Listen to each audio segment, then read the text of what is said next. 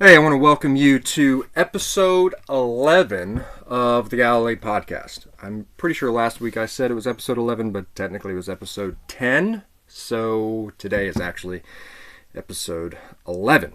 Excited about today. I don't have any guests with me today. I'm just going to share some things with you guys.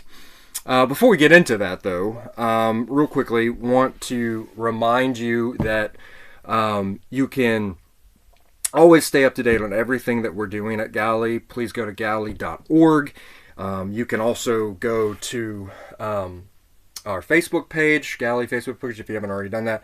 As well as make sure you sign up for a weekly going on at Galilee. If you want to stay up to date on everything that's going on, especially everything, with the reopening plans and stuff, and you're not getting those going on at Galilee's, be sure to do that. You can always email Christy at Galilee.org, or you can send me an email, Joey at Galilee.org, and we'll make sure that you get on there, or Ashley at Galilee.org. I mean, pretty much take a person's name and put at Galilee.org. You can get someone.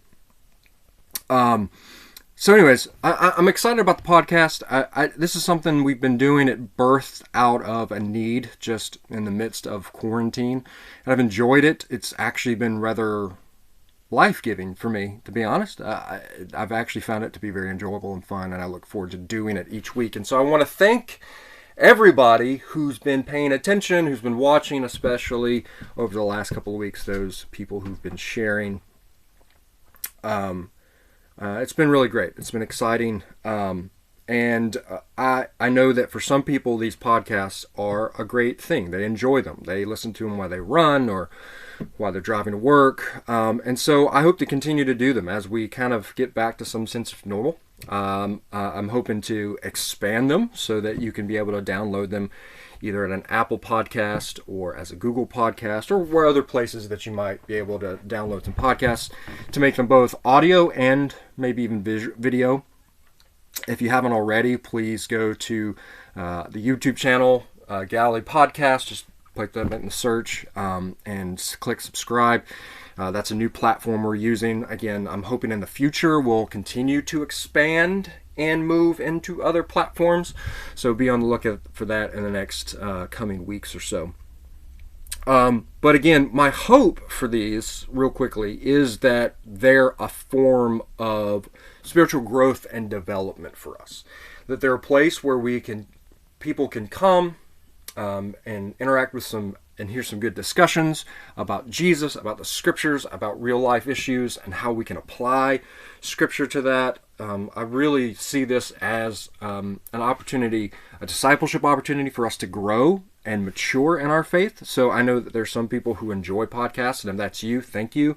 But one of the things you can help me do is you can help me give me content ideas. Okay, so there are things that I want to do, but I know that there are other things that maybe you'd like to hear about, topics, maybe studies, maybe you'd like to find some further discussion maybe on some things that Nick is preaching on. And so if that's the case, please send me an email, joey@galilee.org. That would be a huge help. Just getting ideas, generating ideas of content that you would like to know about, right? Things that you'd like for us to talk about and discuss. And so, I can't promise that we'll get to all of them or we'll do all of them, but I can promise that I will definitely use them to help guide future content. So please do that for me.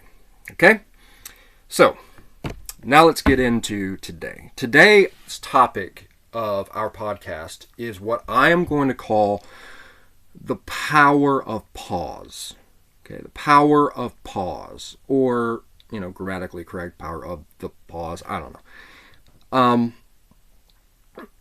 And so I want to talk about it a little bit today and share some things. So, when I was first preaching and first leading a church, I had a gentleman in my church by the name of Paul Wilhite. Great guy, loved the Lord.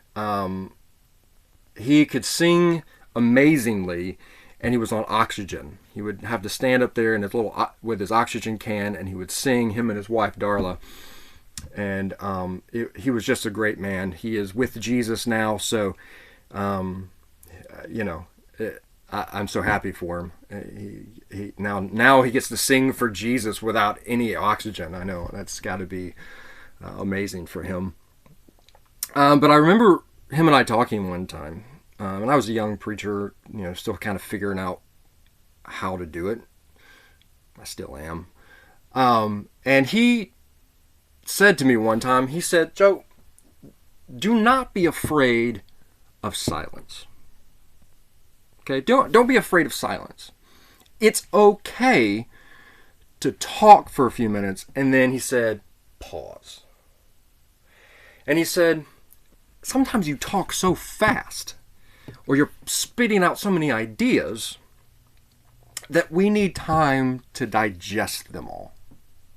Okay, and that's kind of what I want to talk about today. I think it's the power of pause. And when we, a couple weeks ago, April and I were listening to Mandisa do a little video, and she was talking about, and this was necessarily original to her. She was talking about somebody else, but she talked about this crazy year of 2020, right? And it's pretty crazy. I mean, to say, all the stuff that's going on has been pretty crazy. It's pretty crazy. For me, it's particularly crazy because I turned 40 this year. So, I mean, this is not boding well for year 40. You know what I mean? But she talked about this time of quarantine, especially. She said it was divine rest. She talked about it as a Sabbath. And of course, in Scripture, we're very familiar with the concept of Sabbath. And we know that Jesus practiced it. We know that God wants his people to practice rest and Sabbath together. But when I think about rest, when I think about pausing, I think about the Psalms. And some of you, if you're not familiar with our church, or if you're maybe watching this, our church is reading through the Bible this year. And our particular plan that we're doing, we'll actually read through the book of Psalms like 2.5 times by the time we get to the end of the year. And so we've been reading through the Psalms, and if you've noticed, there are certain Psalms where there's this like word sort of out to the side. Selah, it's a Hebrew word. And, there are guys who've studied this and probably can speak onto it a lot more in depth and greater than I can. I'm sure Ray, our worship guy, he can probably expound on this in much more depth than I possibly can. But generally, on a very simple level, it's pause, or maybe musical interlude, or, I don't know, the refrain, to use a musical term. But the original word actually means to weigh something, to measure it. And so you think about reading those Psalms, and you think about getting through certain sections of them, and think about these things that you've read or things that you're saying out loud, right? And the psalmists invite us to stop for a moment and to process what's happening, to pause, to digest a little bit of what's going on. And I think this is a very important thing that the church needs to think about. We have been, in many ways, in the midst of what is, I think, can be called a divine pause and rest. And of course, life is looking like it's about to get back to things. Whether it's normal or a new normal will remain to be seen. But some of us, life is starting to open back up. Things are starting to go. Kids are going to go back to school soon. People are going back to work. And I think if we don't stop and spend time reflecting and digesting maybe some of the things that God has been teaching and sharing with us, I think we're going to miss out on this. I think if we don't take a moment to practice the power of pause, we're going to miss some opportunities. Because here's the thing. Deep down inside, I just want to be more like Jesus. Right? I mean, I'm assuming you're the same way. I just want to be more like Jesus. I want to love more like him. I want to be gracious like him. I want to be more giving like him. And I am so not like him. And so I desperately want to find opportunities to be more like him. Right? And if if you're like me, you get into just mode. You go and you go and you go and you go. And unfortunately, when that happens, old habits creep up, old attitudes creep up, old behaviors creep up, and they catch you off guard. And you miss opportunities to be more like Jesus. And so these sacred little pauses that we're in allow us these opportunities to stop for a moment and go, where am I off track? Like, how am I not being like Jesus? And how can I be more like him? Right? And so, to be honest with you, this season for me has been both a blessing and a challenge. I've enjoyed time with my family. I've enjoyed spending time with my wife and daughter. I mean, if you've noticed, things look a little different behind me, right? It's because when everything was up in the air and we weren't sure when church was going to open, our offices were open, and I could work from anywhere, I decided, hey, we're going to go camping a few times. So we scheduled some camping trips. And so currently I'm in a camper and working from here this week, unfortunately, while everybody else is in the office. But it's been good. And this sacred pause has been good for me, but it also has had its challenges.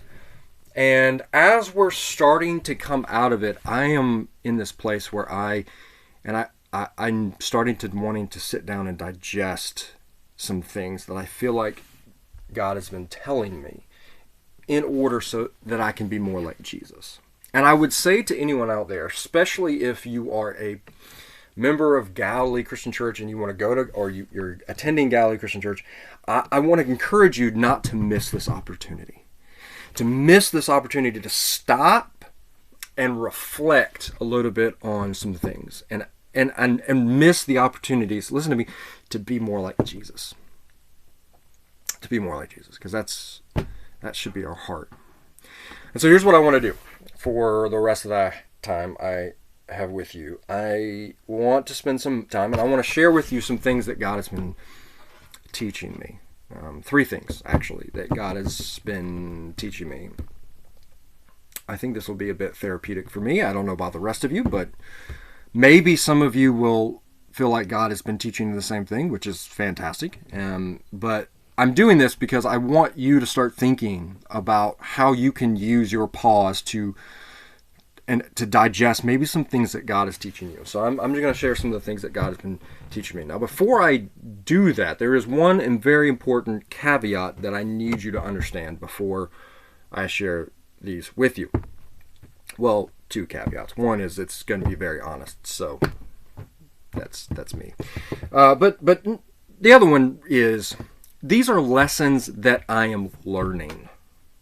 Okay? I'm not going to sit here, and I'm not definitely not sitting here and telling you I've learned these lessons, okay? I haven't learned them. I am learning them. These are things that the Lord has said to me, I need you to sort of figure out, okay? Because you messing it up, brother, and I need you to figure these things out, okay? So he's given me 3 things to move forward with, okay? So I don't want you to hear, oh, great, Joe's learned something.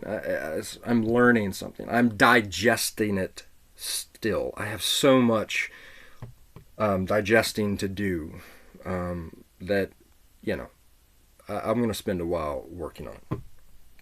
So anyways, 3 lessons that I am currently digesting, okay, and working through with the grace of the Holy Spirit and loving family and the like. So the first one is this.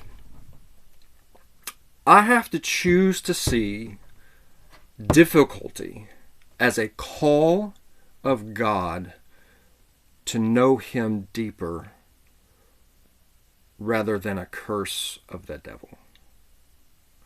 I have to choose to see the difficulties that I face in my life as calls of God to be drawn closer to Him than always seeing them as a curse of the devil. Okay, here's a bit of full disclosure. So one of the challenging pieces for this season is, for me, anxiety.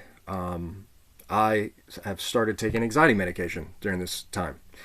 And if anyone out there has struggles with anxiety, you know what I mean. It stinks. Okay, it just stinks.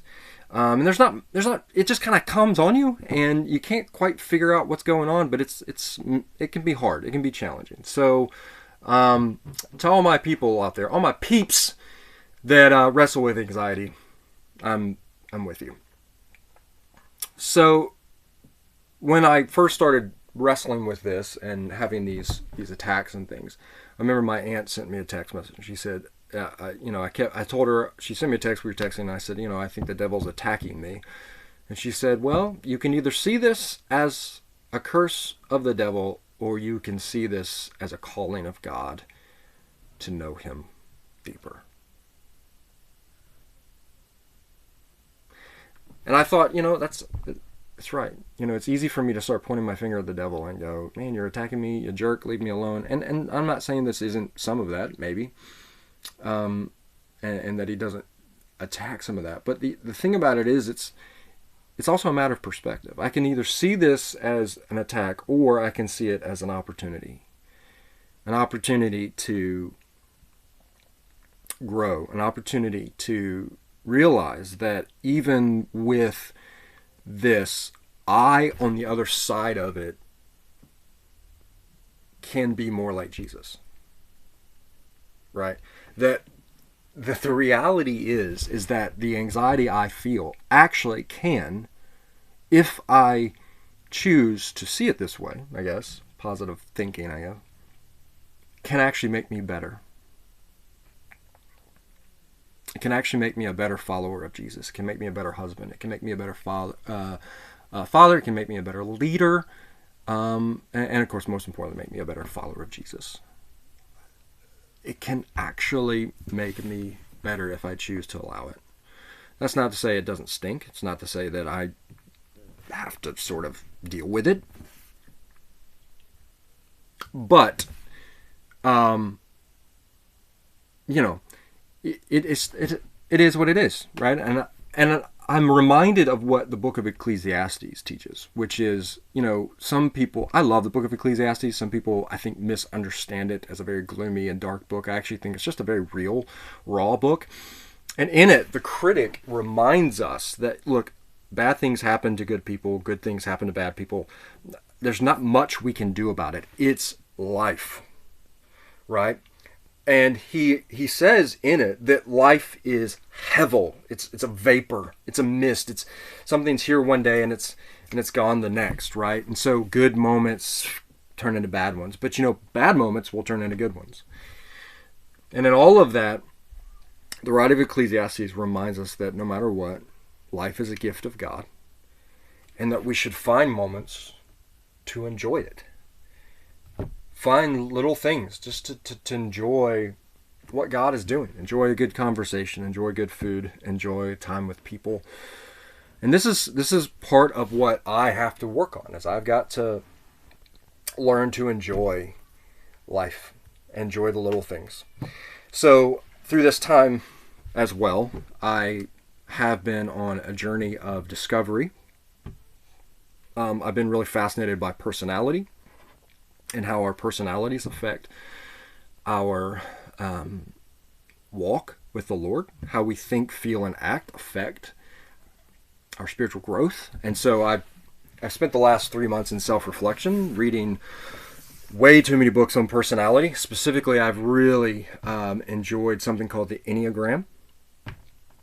I haven't said this out loud because I'm afraid that people will hear pentagram when I say that, but it's not Enneagram. And if you Google it, I would say don't, because everyone has a cuckoo view of it, and it's fine. If you don't like the fact that someone's using it, more power to you.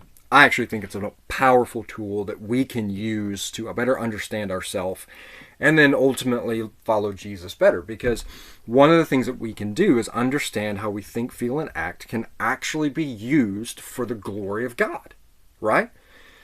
And I think it's good for us to understand how we think, feel, and behave and why we do those things, because that helps us, again, better serve Jesus and bring glory to God.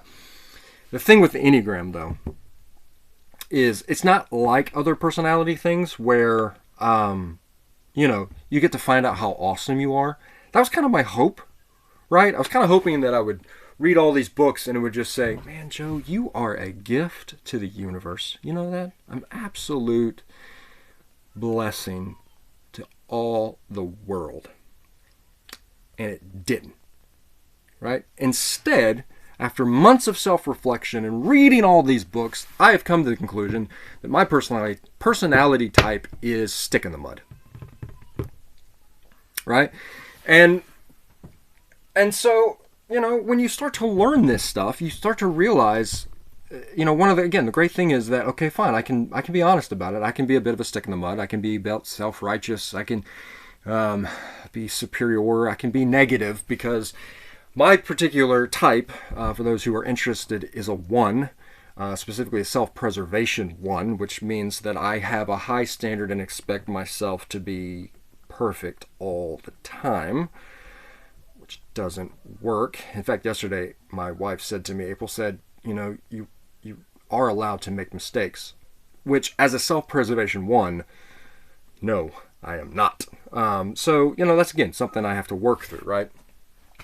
But I learned this, and the thing about it, if you go on that journey to sort of learn about who you are, and you think you're going to, the Enneagram can do that. It can help show you who you are and show how God can use you to bring glory to Him. But first, it's going to show you how you think, feel, and behave, and how the way you think, feel, and behave irritates everybody else around you.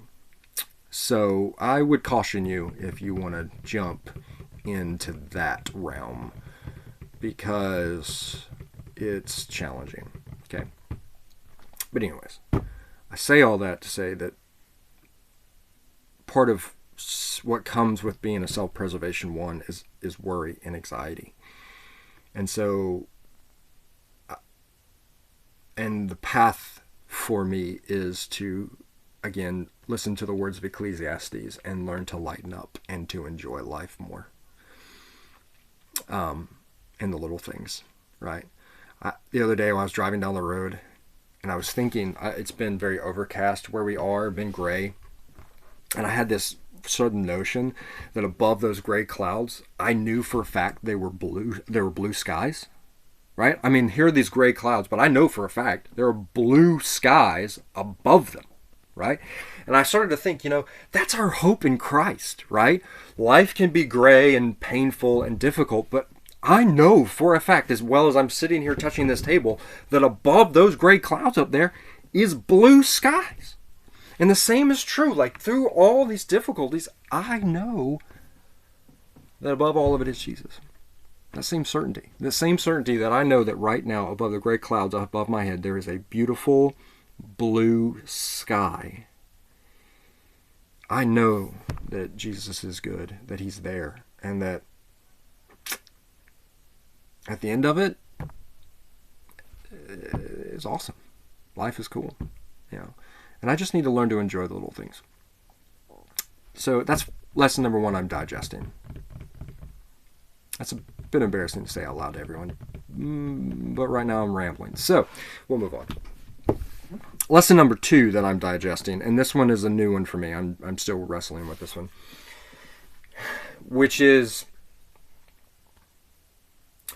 I have to pray more like Isaiah and less like Jonah. Okay, let me say that again. I have to pray more like Isaiah and less like Jonah. Right? So think about the story of Isaiah, right? I mean, Isaiah 6. he's in the throne room of heaven. He's seeing God in his glory, and God wants to commission someone to go speak for him, right? And Isaiah boldly says, "Here I am, send me. Send me." Right? And then you take Jonah on the other side. Now, we don't know what Jonah's calling was like. We don't get a glimpse into his moment, if he got to see God in his glory, but we know he's commissioned by God to go. And you would think as a prophet, he would say, "Here I am, send me," just like Isaiah. But instead, what he does is he runs the other way. It's like Jonah said, "I'll obey, but I have conditions. I'll go where I want to go, but not where you want me to go." And yet Isaiah is sitting there going, "God, I don't care where you send me. I really don't care. I don't care what you call me to do. I'm going to go do it." And for a long time, I always thought that was me. I'm Isaiah, man. Man, God, wherever you want me to go, I'll go. You want me to go to a third world country? Let's do it. You want me to go to Mexico? Let's do it. You want me to go to, when I graduated college, God sent me to Florida, 7 hours away from my family. You want me to do it? I'm going, right? And maybe at some time that was true, but I realize now over the last year or more that my prayer had turned away from Isaiah and became more like Jonah. God, I'll go, but not there. I'll do, but not that. And God reminded me that, listen, obedience does not come with conditions. Obedience does not come with conditions. And that's what I did. I said, "God, I'm going to put conditions on my obedience to you." So that's been a challenge. God laid that at my feet a couple weeks ago, and it's been good, actually. In fact, Isaiah 6, here's what I've done. I've realized that I think we probably look at our phones more than we look at our mirrors. And we used to tell people, "Hey, put this somewhere where you're going to see this all the time to remind yourself." It would be like a bathroom mirror or something. But of course now we don't. We use our phones. So what I've done is I've actually, I don't know if you can see it. It's there. I put it on my phone.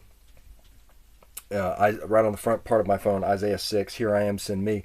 And of course, if you're eagle-eyed, yes, it's in Spanish. So, but that's there to remind me. That's my prayer. Lord, wherever it's about you.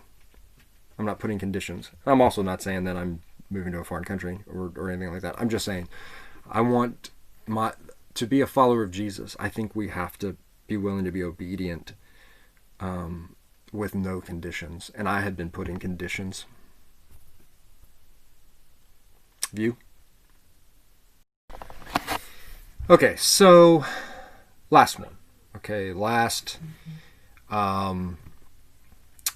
point that I feel like God is teaching me. So last thing I want to share. Something I'm digesting.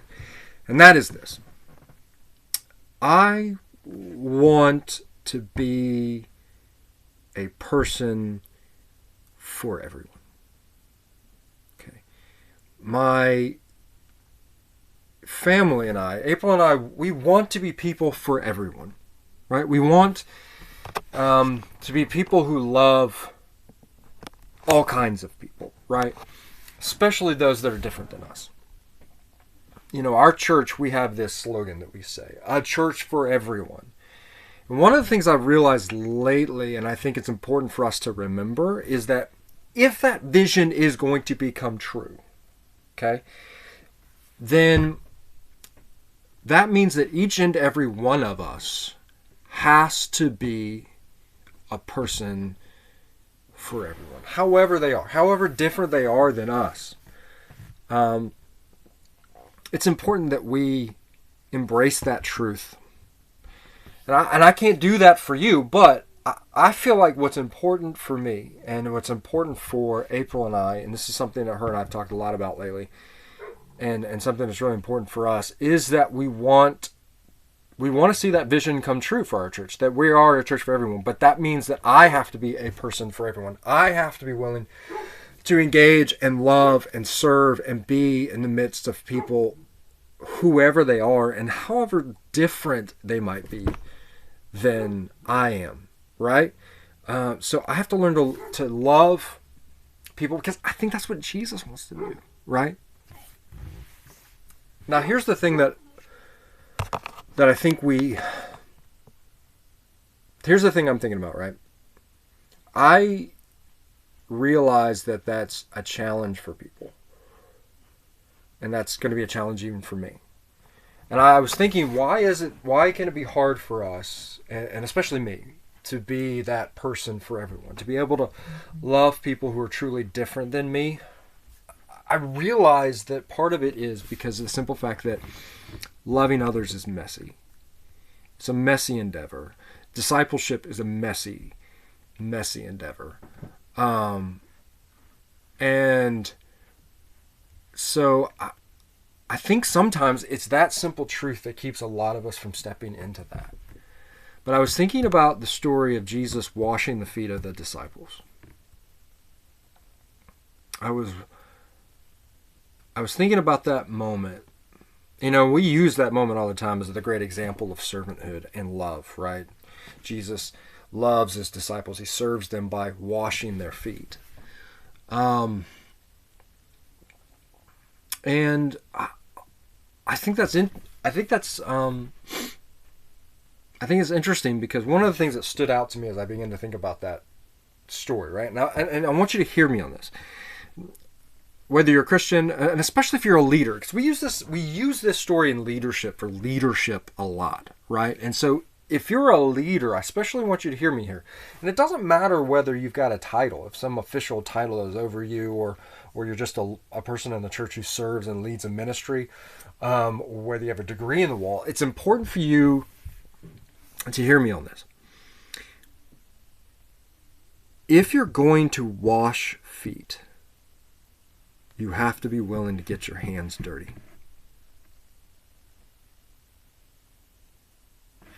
If you're willing to love people and serve them by washing their feet and lower, you've got to be willing to get your hands dirty. And I think a lot of times that's what keeps us from doing that, because it can be messy. And it means sometimes wading into what I might call the waters of I don't know. I don't know how to do this. I don't know how I feel about this. I don't know how I'm supposed to answer that question, right? And that can be challenging. But yet I want to be a person who's willing to wade in those waters for people.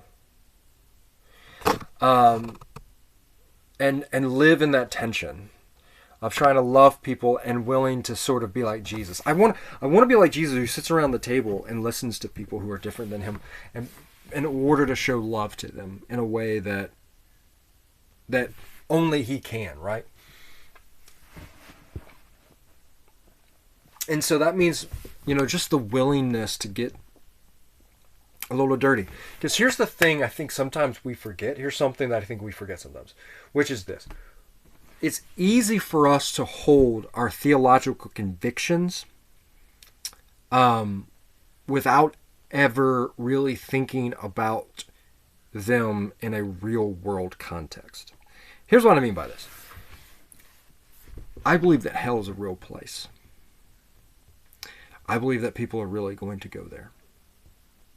I believe that the scriptures say that anyone who does not place their faith in Jesus Christ is going to spend eternity separated from him in a place that is so awful that the best word that we can come up with to describe it is hell, right?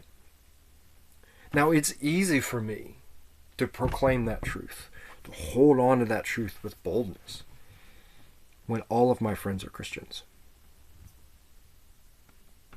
right? I mean, it's easy for me to say, yeah, I believe that, people are going to go to hell, when I'm sitting around the table with everybody who's going to go to heaven. But when I start to engage people who are different than me, and I start loving people who don't know that faith, who don't believe that truth, then suddenly this great doctrine that I've held up as true takes on real world implications. I'm not saying that it's not true. It ceases being true. What I'm saying is that now those nameless, faceless people that we believe are going to go to hell suddenly have a name and suddenly have a face, and they matter. And I think to myself, how can I go to bed at night and lay down and realize that there are people I care about who will spend eternity in a place called hell? If I can just lay my head at night and I can just go to bed like it's no big deal, if I can go to a dinner party and spend time with people and then go home and think, that's no big deal, knowing that 90% of the people at that party, if the world was to end right then, they would spend eternity separated from God in a place called hell, and I just laid my head down at night, and as if it didn't matter, that would make me kind of cold-hearted, wouldn't it? Yet, I believe it's a real place. I believe people are really going to go there. And so, my belief has real world implications. And I think sometimes it's easy for us not to wade into those waters and into that mess, because quite frankly, it's easier to hold our theological beliefs at a distance and not have to think about certain questions and certain answers, to not have to basically put a name with a face. And sometimes I have to wade in the waters of what I call I don't know. I don't know how do we love this, and how do we love them, and how do we serve this community, and how do we answer this question, and I don't know. But what I do know is this: I know that the people are worth it. I know that when Jesus washed the feet of his disciples, he willingly got his hands dirty because he genuinely believed that those disciples were worth it. And so, April and I want to be people who love everyone. We want to be people who embrace the mission of our church personally, and who accept and who are going to love everyone. And we want people to know that our heart is open, and we want to love you. We want to share the gospel with you. We want to tell you about Jesus, because we want to see our church a place where people are coming to faith. We want to advance the gospel. We want to make disciples, and we want to serve all.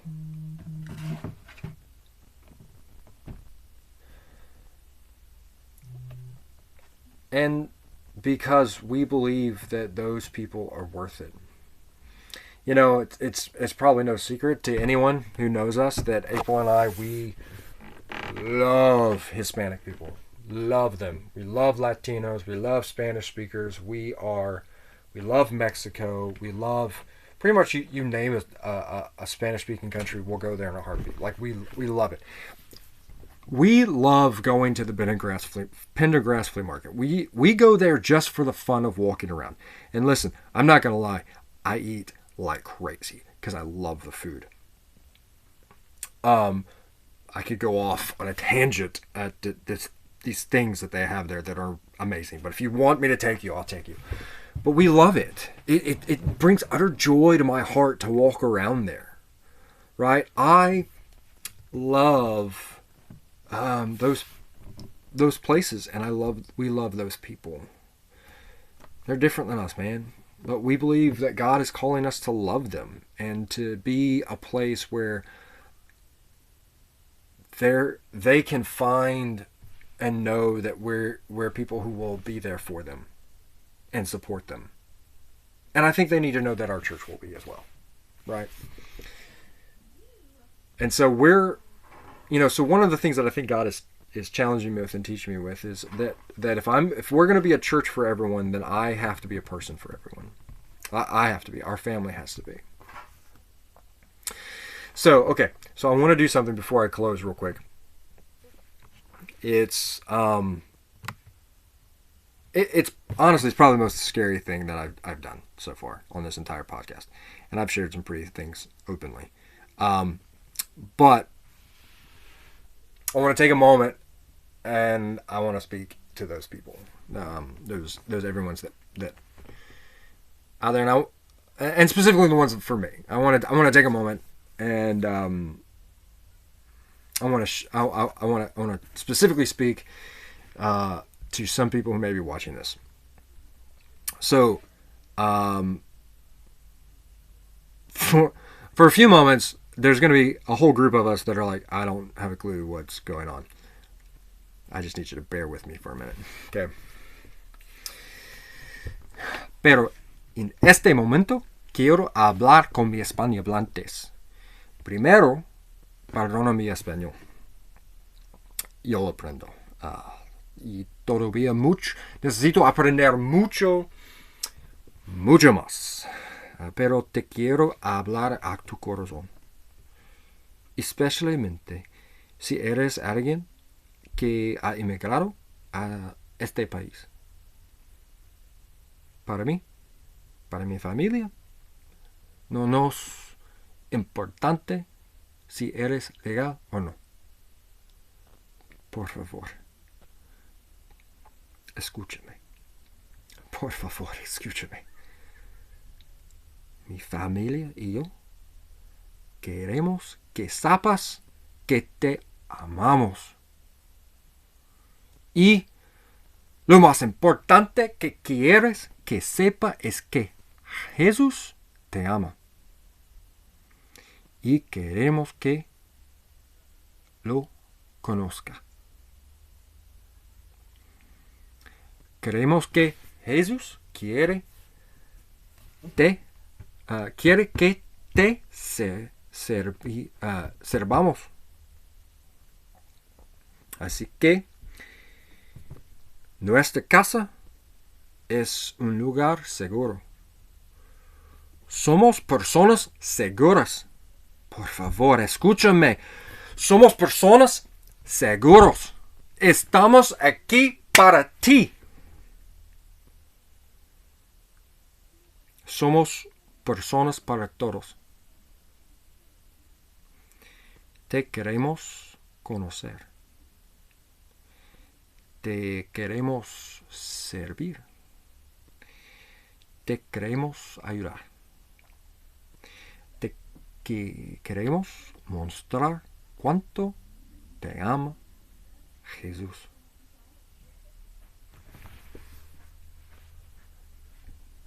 Te amamos, amigo. Te amamos, amiga. Te amamos mucho. Mucho. Okay. So as we wrap up here today, as I finish this thing off, here's the question I want to ask you. Here's the thing I want you to think about. I want you to start to think about how you're going to use this time of sacred pause. Those are just some things that God is sharing with me, some things that are important to me, some things that He's teaching me, and there are many other things too.